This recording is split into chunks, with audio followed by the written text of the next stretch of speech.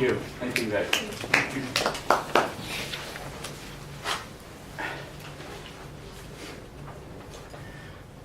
Fishing. What an exciting hobby to take on.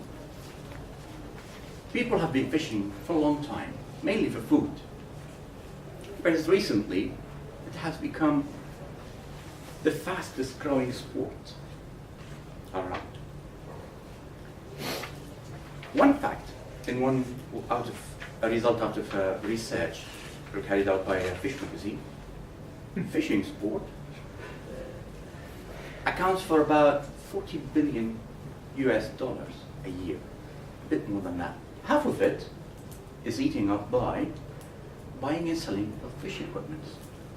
That's a lot of money. I do have the passion for that. I kind of inherited this from older generation with my family. And I feel so much for it. And I came up to a stage where I said, I need to teach someone how to fish, about fishing. And who would be the best candidates for this? A queen. So this is how it goes. Your Majesty, today I'm going to teach you about fishing.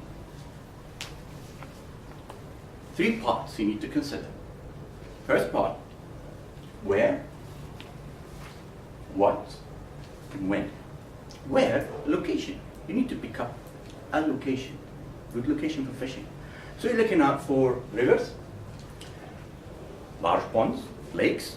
If you are close to the coastal area, village, seas or shores, quite a lot.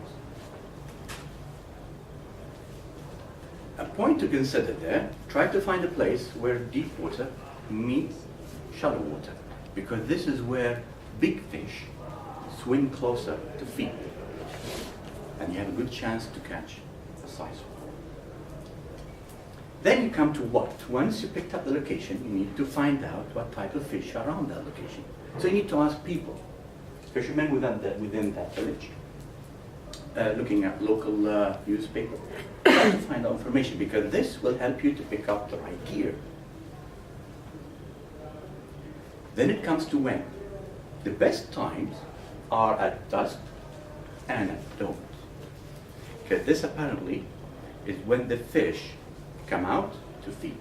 So if you pick a place where shallow water meets deep water, and at either time, dusk and or dawn, there is a great chance you fish big.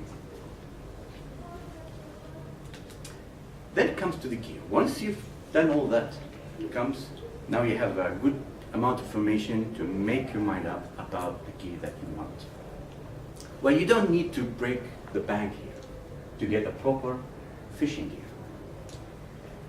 You could start with simple rod, reel, line, various types of hooks, various types of baits.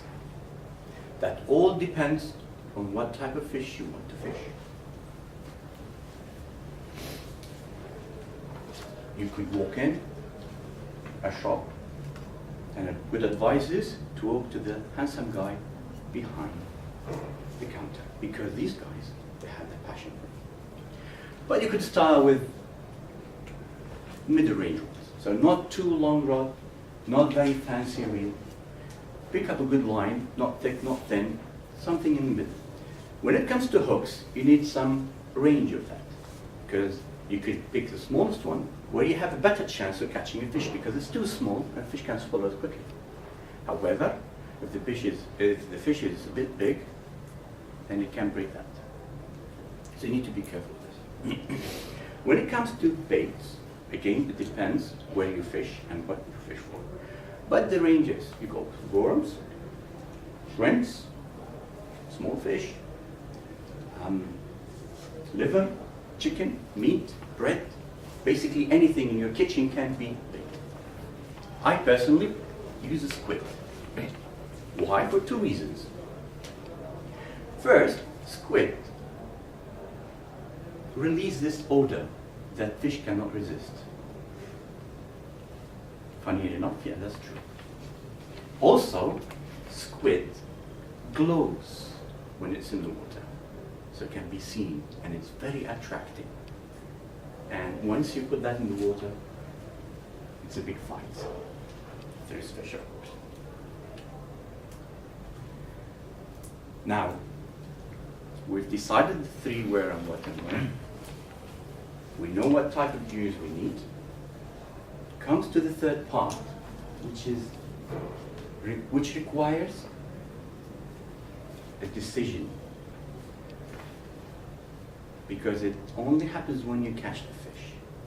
The decision is you need to make whether to release the fish or keep the fish.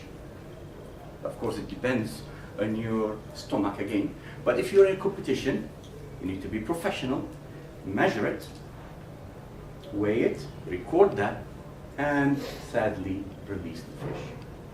You can cry later. But if you're not in a competition, then it's a very good dinner.